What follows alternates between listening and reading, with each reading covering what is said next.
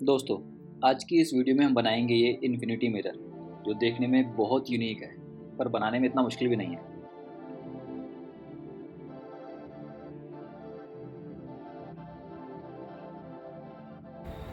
और ये infinity mirror बनाने के लिए मुझे तो सारा सामान घर पर ही मिल गया। तो सबसे पहले ये एलईडी स्ट्रिप, जो कि मुझे दिखाई दी टीवी पैनल पर। तो अब इस टीवी पैनल की एक्स्ट्रा एलईडी स्ट्रिप को ही मैं यूज़ करूँगा इन्फिनिटी मिरर बनाने के लिए।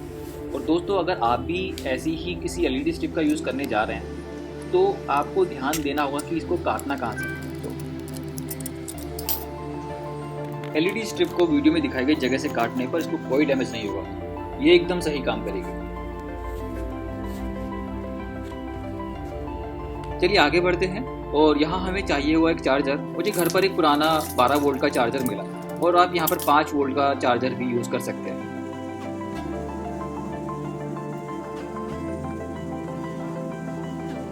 एलईडी स्ट्रिप और चार्जर की सोल्डरिंग करने से पहले इसको एक बार चेक कर लेते हैं।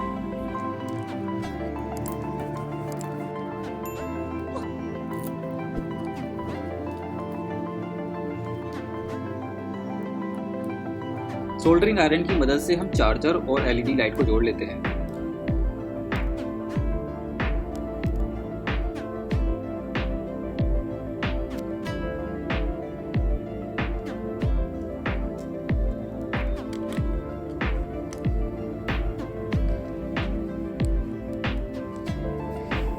तो अब एक बार एलईडी चेक कर लेते हैं कि ये सही काम कर रही है या नहीं।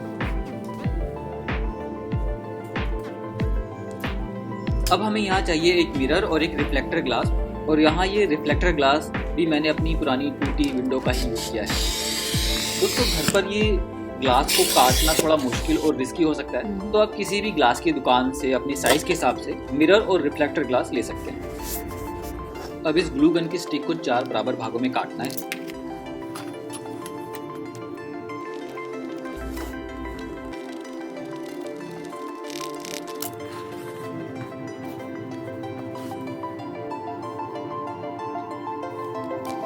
अब इन स्टिक्स को मिरर के चारों कोनों पर चिपका देंगे।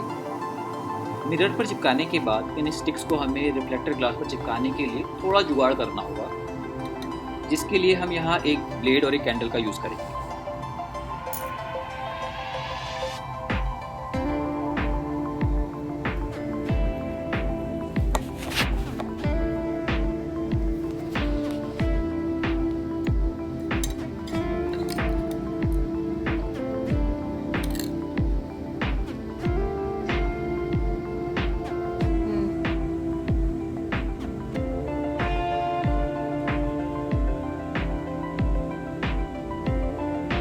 मिरर और रिफ्लेक्टर ग्लास के इस फ्रेम को कवर करने के लिए मैंने यहाँ पर एक कॉर्नर टेप का यूज़ किया है। आप यहाँ पर कार्डबोर्ड का या वाइट शीट का यूज़ कर सकते हैं।